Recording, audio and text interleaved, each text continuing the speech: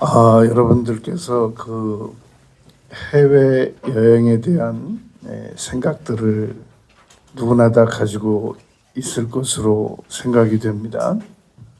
그런데 여러 나라들이 있지만 터키는 꼭 한번 가볼 만한 나라입니다. 이스라엘은 뭐 예수님께서 태어나신 곳이고 죽으신 곳이기 때문에 더더군다나 가볼 만한 곳이겠습니다만, 이 터키라는 나라는 우리 기독교 유적이 아주 많은 나라입니다. 그래서 지금 아라랏산으로 추정되는 이 노아와 방주도 터키의 동부 이스탄불 지역에 이렇게 묻혀 있는 것으로 추정하고 있습니다. 태국 정부에서 허락을 안 해주기 때문에 발굴할 수 없습니다. 거기서 1,500km를 자동차로 1,500km를 가면, 비행기로는 1,200km인데 자동차로 가면 한 1,500km입니다. 우리 서울 부산을 왕복 한 번 하고 한 번 더 내려가는 거리인데, 성 소피아라고 하는 곳이 있습니다. 그 성 소피아는 지금은 이제 이슬람 그 모스크로 변했는데, 예전에는 기독교 교회와 같은 곳이었습니다. 거기서 중요한 문서가 하나 발견됐는데, 그게 바로 본디오 빌라도가 그 황제에게 정식으로 쓴 그 보고서, 티베리우스 황제에게 쓴 보고서가 발견이 됐습니다. 그래서 2002년도에 가이드포스트에 그 내용이 그대로 실려 있습니다. 내용이 이러합니다. 각하께 문안을 드립니다. 제가 다스리는 지역에, 본디오 빌라도는 이스라엘을 다스렸었단 말입니다. 로마 황제는 당시 여러 나라를 로마가 관리했지 않습니까? 그러니까 이스라엘은 총독 본디오 빌라도를 파견해서 다스리게 했단 말입니다. 그 본디오 빌라도가 그 티베리우스 황제에게 쓴 보고서 내용입니다. 최근 제가 다스리는 이 지역에 수년 동안 이 예수라고 하는 사람이 나타나서 너무 많은 그 혼란이 있었습니다. 결국 이 예수라고 하는 청년을 십자가에 처형을 했습니다. 문제는 이 청년이 다시 살아났다는 겁니다. 그러므로 이 내용을 저는 이 황제께 보고드리지 않을 수가 없습니다. 당신의 충실한 신하 본디오 빌라도, 이 내용이 그 터키 성 소피아에서 실제 본디오 빌라도가 황제에게 보고한 문서가 발견이 된 겁니다. 그러니 이것이 사실이라고 한다면, 물론 이거 사실 아니라도 예수님은 십자가에서 죽으셨고 부활하셨습니다만, 이런 공식적인 문서에 의하여 예수님께서 십자가에 죽으시고 부활하셨다는 것을 그를 추종하지도 않는, 그를 처벌한 본디오 빌라도가 이런 보고서를 황제에게 올린 내용이 발견이 됐단 말입니다. 이러니 어떻게 부활이 역사적인 사실이 아니라고 할 수 있겠느냐는 겁니다. 오늘 우리는 예수님의 부활에 대하여 세 가지를 생각하겠습니다. 첫 번째는 예수님께서는 십자가에 죽으시고 그 장례 절차를 제자들에 의하여 진행되지 아니하고 아리마대 요셉이라는 사람에 의하여 진행이 됐습니다. 특이한 사실입니다. 예수님께서 십자가에 죽으실 때 십자가에서 매달리셔서 첫 번째로 하신 말씀이, 아버지여, 저들은 자기들이 하는 죄를 지금 무슨 일인지 모르고 저렇게 행하고 있습니다. 저들의 죄를 사하여 주옵소서. 용서하는 기도를 드렸었단 말입니다. 그리고 두 번째 십자가에서 한 기도가 같이 달린 강도를 네가 오늘 나와 함께 낙원에 있을 것이다 라고 구원받게 하는 그 두 번째 그 말씀을 하셨습니다. 세 번째 하신 말씀이 여자여 보소서 아들이니이다 라고 요한복음 19장 26절에서 말씀했단 말입니다. 그리고 다음 구절 27절에서 예수님의 어머니 마리아를 예수님의 형제가 있었단 말입니다. 근데 그 형제에게 맡기지 않고 제자 요한에게 맡깁니다. 이 제자에게 요한에게 내 어머니다. 그래서 그때부터 사도 요한이 예수님의 모친 마리아를 세상 떠나실 때까지 모셨다라고 기록하고 있습니다. 예수님께서 십자가에서 죽으셨으면 그 장례식을 누가 치러야 되겠냔 말이죠.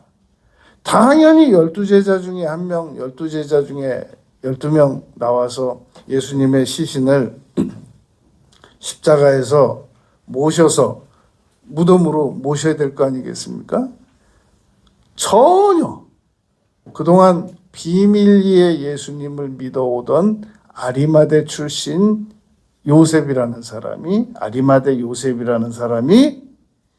자기가 자기네 가문에서 쓰려고 새 무덤을 만들어 놨단 말입니다. 이스라엘 사람들은 우리처럼 이렇게 무덤을 하나씩 한 명당 하는 게 아니라 이렇게 그 무덤을 석회굴로 만들어진 곳에다가 그 가문이 이 세상 떠나는 대로 다 그 안에다 같이 모시게 돼 있습니다. 자기 가족들 쓰려고 새 무덤을 마련해 두었는데 자기가 그동안 비밀리 믿던 조용히 믿던 니고데모는 밤에 찾아왔었잖아요. 몰래. 둘 다 사내들인 공회원이었습니다. 지금으로 말하면 국회의원급이고 사법적인 일도 하는 그런 분들이었단 말입니다.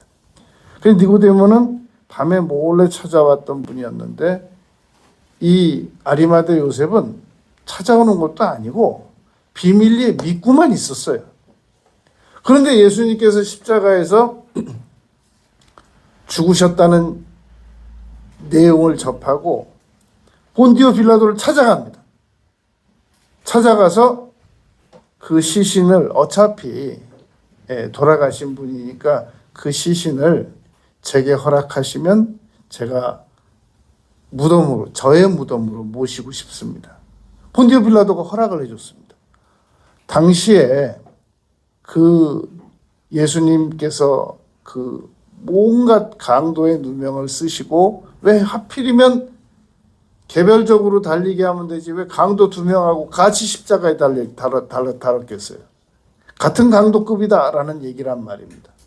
그래서 예수님을 십자가에 죽게 하셨는데 그러한 시신을 자기네 가문에 쓰려고 마련해 놓은 그 무덤에다가 옮긴다는 것은 대단한 이 용기요 그리고 어떤 이 풍문으로 이 안 좋은 소문이 들 수도 있는 그런 상황입니다. 그거 다 감안하고 12제자는 다 도망갔는데 아리마대 요셉이 예수님의 시신을 자기 무덤에 모셨단 말입니다. 그래서 그런 말이 있습니다. 들려지는 소문에 아리마대 요셉의 부인이 아주 사나웠다는 겁니다. 우리 가족들 쓰려고 예수님을 마련해 놓은 그 무덤에 막 강도로 소문나고 온갖 죄를 다 짓고 십자가에서 죽었다고 하는 그 예수님을 자기네 무덤에 갖다 모시니까 그 부인이 가만히 있겠어요? 막 뭐라고 그랬대요. 아리마대 요셉이 견디다 한마디 했답니다. 하루만 묵으시면 살아나신다고 그랬어. 그랬다고. 그런 얘기가 확인 안 된 사실이 전해지는 중입니다. 그러니까 예수님께서는 장례 절차를 전혀 비밀리에 믿던 아리마대 요셉에게 진행케 하셨단 말입니다. 우리가 여기서 알 수 있는 사실은 하나님께서는 누구를 쓰실지 모른다는 겁니다. 언제 쓰실지 모른다는 겁니다.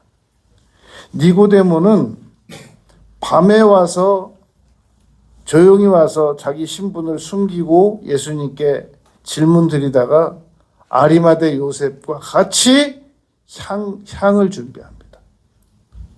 그러니까 아주 자신들의 신분을 감추고 믿던 사람들이 두 사람이, 니고데모도 예수님 십자가에 죽으신 후에 나타났고, 부활하고 나타난 게 아니에요. 십자가에 죽으셨을 때 가장 사람들에게 지탄받을 때 니고데모도 나타났고, 나 예수님 믿는다. 아리마대 요셉도 나타나, 나 예수님 믿는다. 그 시신을 내게 달라.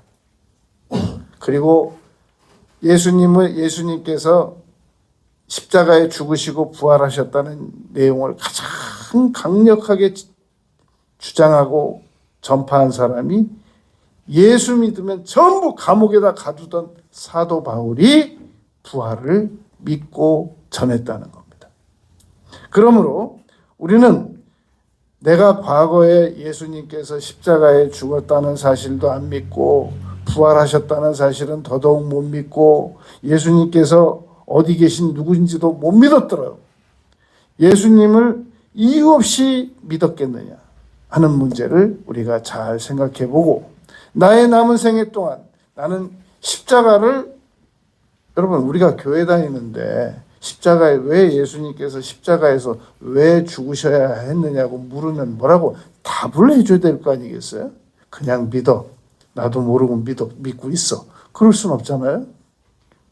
예수님께서 십자가에 하필이면 자연사 하실 수도 있으신데 십자가에서 매달려서 그 누가복음 23장 34절에 보면 예수님께서 십자가에 달리셨을 때 그 아래에 있는 군병들이 예수님의 옷을 서로 나눠 가지려고 제비 뽑았다니까요. 그 말은 예수님께서 십자가도 옷 벗고 올라가신 거예요. 그림에는 옷 입혀져 있는데 유감스럽게도 옷 벗고 올라가는 곳입니다. 십자가는. 수치의 상징이요. 정체성의 파괴 장소요. 모든 존엄성이 다 파괴되는 그런 곳이란 말입니다. 그렇게 예수님께서 십자가에서 죽으셨음에도 불구하고 그 상황에서도 예수님을 믿겠다고 자발로 나선 사람이 있었으니 니고데모라고 하는 관원이고 아무 부러울 게 없는 사람이에요.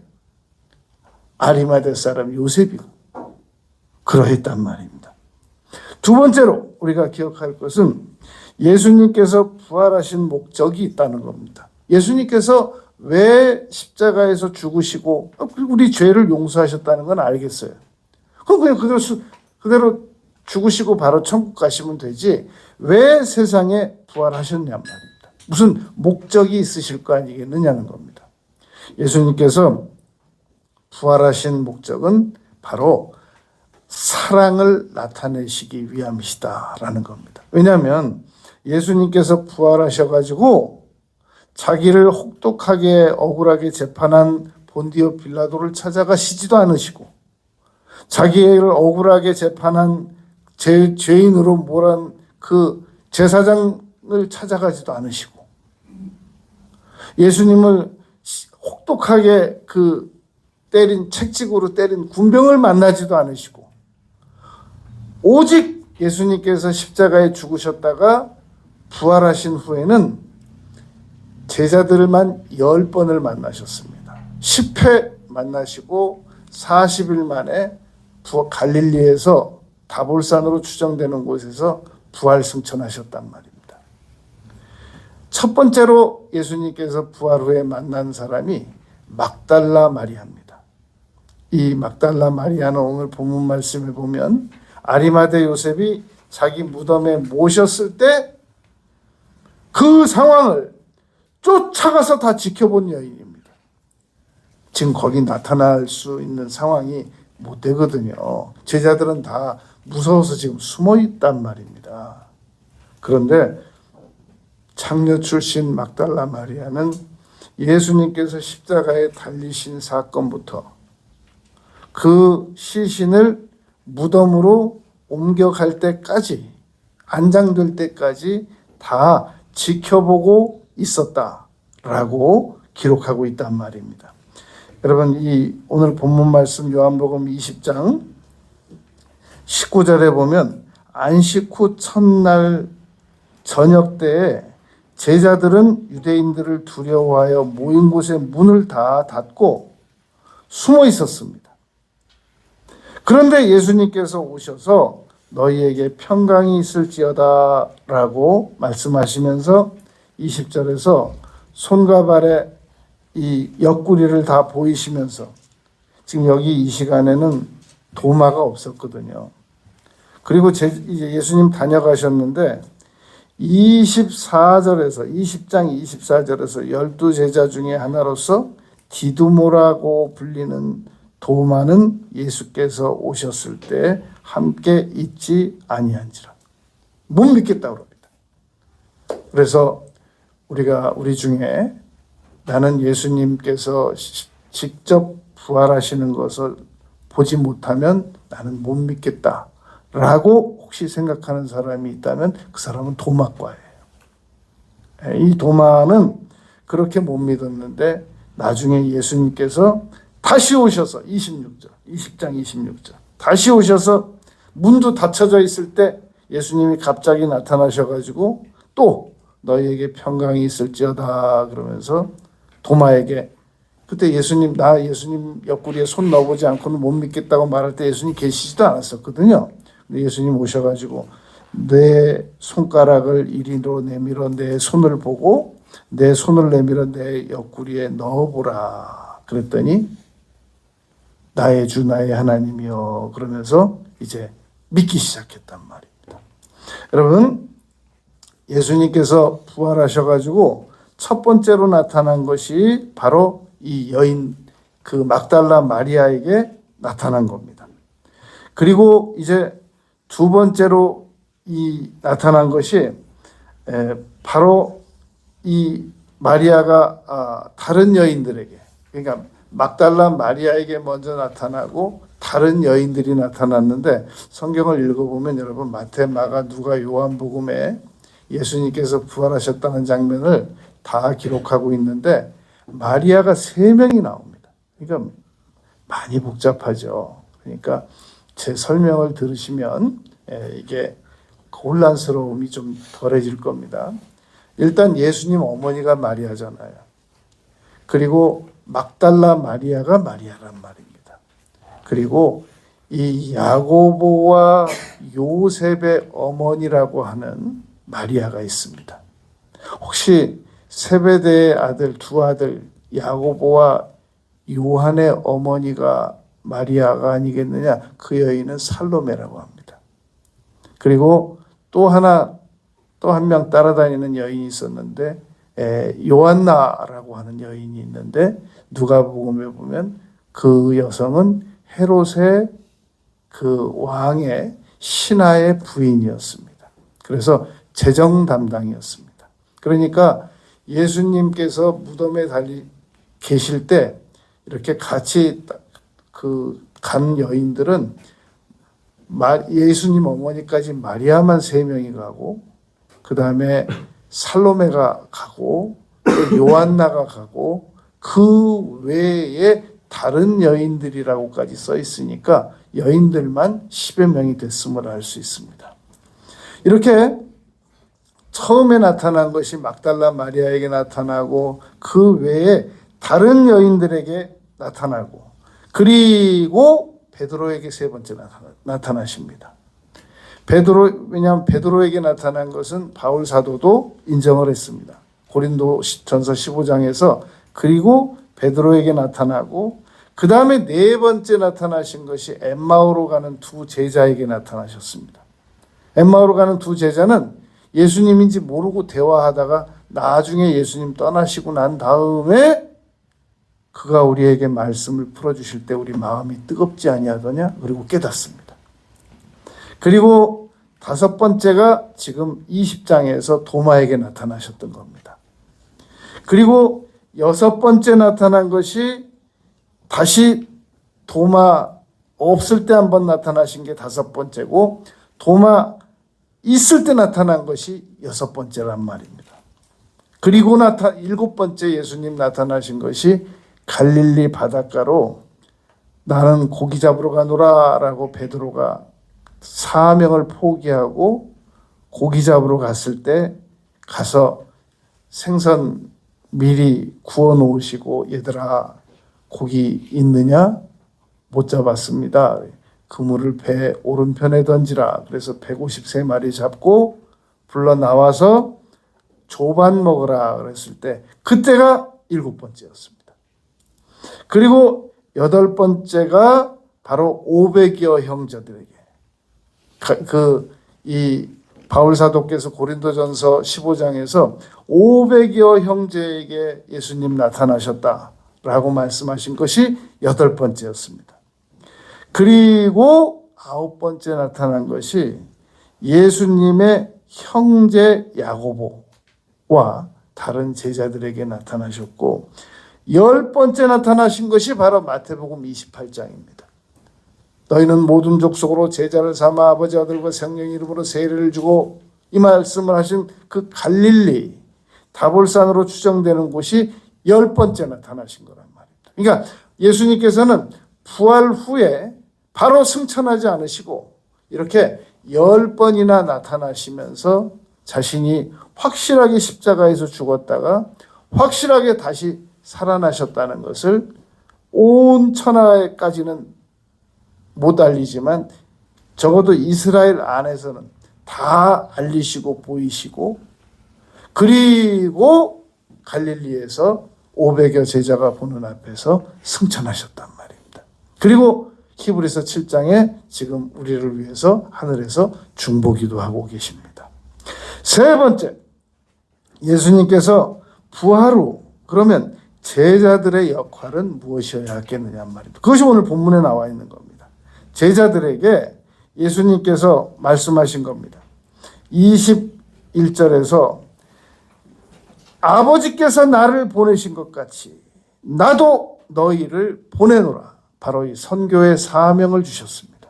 그러니까 부활하신 예수님께서 왜 여러분 십자가에서 예수님께서 죽으시고 부활하셔야 되겠느냐? 당시의 십자가는 철저하게 실패입니다. 더 이상 실패할 수 없는 곳이 바로 십자가라는 말입니다.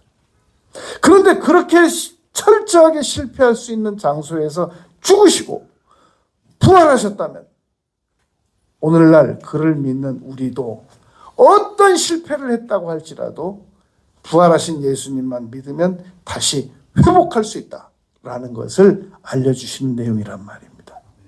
그래서 이 세 번째로 예수님께서 제자들에게 주신 사명이 내가 너희를 보낸다. 여러분, 요셉은 형들에 의하여 팔려서 미디안 상인들에게 애굽으로 갔습니다.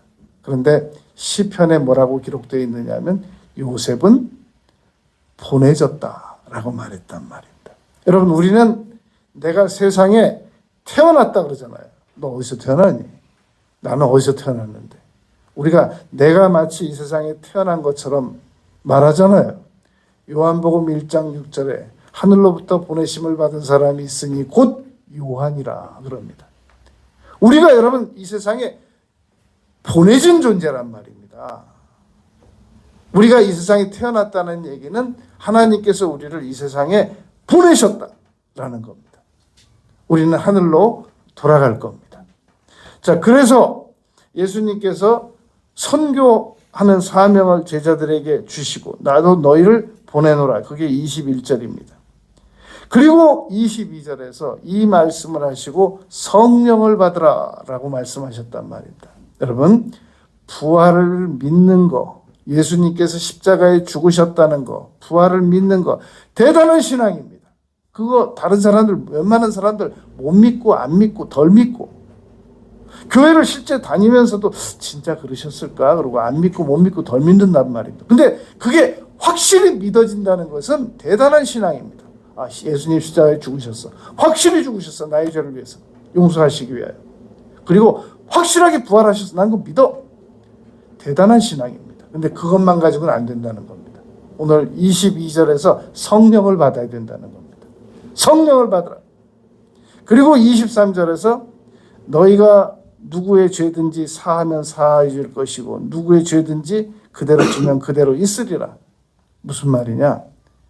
이제 십자가에서 죽으신 예수님도 믿고 부활하신 예수님도 믿고 그리고 그거 가지고 될 줄 알았더니 안 된다고 해서 또 성령을 받았는데 그럼 됐지. 뭘 더 요구하냔 말이다. 근데 그거 갖고 안 된다는 거예요. 용서해야 된다는 겁니다. 아, 그건 진짜 어려운데 용서 이거. 근데 용서하라는 겁니다. 여러분 용서가 얼마나 어려운 거냐면 나한테 잘못하고 그 사람 죽은 지 벌써 10년도 더 됐는데 그래도 용서가 안 되는 게 용서입니다. 그만큼 용서가 어려운 겁니다.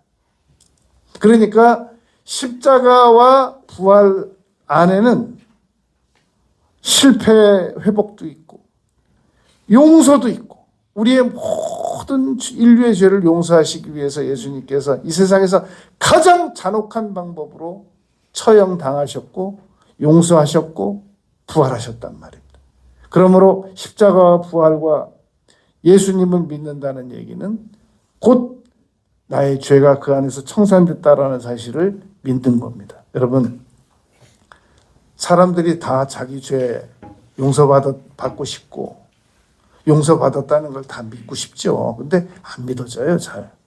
예수님을 40년, 50년, 60년, 70년씩 믿어도 옛날에 70년 전에 잘못한 거 회개한 걸 또 회개하고 또 회개하고 그건 왜 그러냐면 신앙이 좋아서 그러는 게 아니라 안 믿어져서 또 회개하고 또 회개하고 또 회개하고 그러는 겁니다. 그런데 우리 자기가 죄를 지었는데 성경은 분명히 용서하신다고 했는데 안 믿어지는 결정적 이유가 하나 있습니다. 그게 바로 불신이 아니고 교만이라는 겁니다. 사람은 교만 지수가 높으면 높을수록 예수님께서 우리의 죄를 용서하셨다라는 사실을 못 믿고 안 믿고 덜 믿습니다. 내 죄는 용서 못하는 거예요. 내 말보다 성경 말씀보다 내 자기 의견이 더 옳은 겁니다. 내가 아무리 안 믿어져도 성경이 만일 여러분 죄 용서받는 방법이 4가지가 있습니다. 언제든지 우리가 죄가 내 마음속에 와 닿으면 죄책감이 들면 그 죄를 용서받는 방법이 4가지가 있단 말입니다. 요한일서 1장 9절에 가면 만일 우리가 우리 죄를 자백하면 우리가 용서받는다라고 기록되어 있단 말입니다. 그리고 요한일서 1장 7절에 가면 예수님의 피로 씻으면 용서받는다라고 말했습니다. 요한일서 2장 1절로 가보면 우리가 그의 앞에 나가면 그리고 4번째가 언제든지 반복하면 돼요. 이 죄 짓는 것을. 그런데 문제는 여러분 죄라고 하는 것은 죄책감이 드는 죄도 있지만 죄책감이 전혀 안 드는 죄도 있단 말입니다. 그게 문제라는 거예요. 그러므로 우리는 사람은 죄인이라는 성경에 여러 가지 많은 내용이 있지만 로마서 3장 10절과 23절에 결정적으로 써 있습니다. 모든 인간은 다 죄인이다. 그러므로 우리가 큰 죄를 지은 여인이 한 랍비에게 나왔다는 겁니다. 선생님, 저는 도저히 용서받을 수 없는 죄를 졌습니다. 그러냐고 이런 비유를 얘기해 줬습니다. 큰 돌멩이를 가진 사람은 어디서 가져왔냐 그러면 한대요. 딱 거기다 갖다 두면 된대요. 문제는 작은 돌 수백 개 가지고 온 사람들이 이게 문제라는 거예요. 어디서 가져왔는지 알 수 없대요. 갖다 둘 수도 없고. 그리고 그 큰 돌을 물에다 던지면 가라앉는데 작은 돌 200~300개도 던지면 다 가라앉아요. 작은 죄도 죄고 큰 죄도 죄라는 겁니다. 큰 죄를 지은 사람은 자기가 어디서 죄를 지었는지 알아서 그냥 한 번에 딱 회개하면 되는데 이 작은 돌 수백 개, 이 사람들이 골치 아픈 사람들이 있는 겁니다. 그러므로 죄는 반드시 용서받을 수 있습니다. 예수님께서 죄값을 십자가에서 철저하게 갚으셨기 때문입니다. 이 베드로가 이제 예수님을 3번 부인하고 도망 다니다가 이제 로마를 가게 됐는데 로마가 막 여러 가지 그 핍박이 오니까 도망 나오게 된 겁니다. 무서우니까. 또 옛날 실력이 또 나온 거예요. 베드로가. 옛날 실력이 그 여종한테 예수님 3번 부인하던 실력이 있었는데 그런데 또 다시 성령 받고 막 3,000명을 회개시키는 일에 쓰임을 받고 그랬는데 다시 또 겁쟁이가 된 겁니다. 그래서 로마에서 막 도망 나오는데 예수님께서 막 로마로 다시 급히 들어가시더라는 겁니다. 그래서 이 베드로가 예수님께 여쭙습니다. 쿠오바디스 도미네라고 여쭙습니다. 주여 어디로 가시나이까? 라고 여쭈어요. 예수님께서 이렇게 대답을 하셨습니다. 로맘 에오 이테룸 크루키피기라고 대답을 하십니다. 나는 네가 버리고 온 성도들을 다시 십자가에 구하기 위해서 다시 십자가에 못 박히러 가노라 라고 말씀하셨다는 거예요. 베드로가 그럴 수는 없습니다. 그리고 자기가 다시 로마로 들어가서 유일하게 12제자 중에서 나는 십자가에 정상적으로 못 박히게 하지 말고 거꾸로 못 박아달라. 그래서 베드로는 거꾸로 십자가에 못 박혀서 순교했다라는 그런 얘기가 전해집니다. 여러분, 오늘 우리는 3가지 문제를 말했습니다. 예수님께서 이 장례 절차를 전혀 뜻밖의 아리마대 요셉에게 부탁하셔서 쓰임받게 하셔서 아리마대 요셉이 예수님의 장례 절차를 밟고 그리고 부활 그 모든 상황을 그 이 세상에서 천하게 보이던 그런 당시의 신분이 낮은 여성들에 의하여 다 목도되게 하셨다는 겁니다. 여러분, 예수님께서 부활하셨다는 것을 아주 신빙성 있게 전하려고 하면 영향력 있는 남자들을 만나시지. 뭐하러? 당시의 신분이 아주 낮은, 최고로 낮은 그 여성들을 만나서 예수님께서 이 부활하셨다는 내용을 전달되게 하셨겠냔 말입니다. 물론 반대 해석도 있습니다. 여자를 만나야 그 소문이 빨리 퍼지기 때문에 그렇기 때문에 여자를 만났다는 말도 있는데 당시의 문화로서는 여성들을 만나면 오히려 그 신빙성에 상당한 타격을 입는단 말입니다. 그런데도 사실이니까 철저한 사실이니까 그 여성들에 의하여 신분 낮은 여성들에 의하여 전파된 그 부활의 내용이 오늘날 전 세계에 퍼졌고 오늘 우리도 지금 이 자리에서 이 부활은 사실이다. 역사적인 사실이다. 라는 사실을 지금 우리가 공부하고 있는 중이란 말입니다. 그리고 예수님께서 부활하셔서 10곳을 다니시고 그리고 마지막에 승천하셨는데 철저하게 실패한 사람들을 만나셨단 말입니다. 그러므로 언제든지 예수님의 부활을 생각하면 나도 할 수 있다. 회복될 수 있다. 어떤 어려움에서도 다시 역전될 수 있다. 이것을 포함하고 있는 메시지라는 겁니다.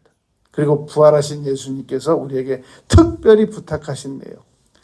죄를 용서해주고 사람들이 잘못한 일이 있거든 용서해줘. 여러분 오늘 부활절 기념으로 자기에게 그동안 잘못해서 도저히 용서가 안 되는 사람 기념으로 한 명만 용서할 의도가 있으신가요?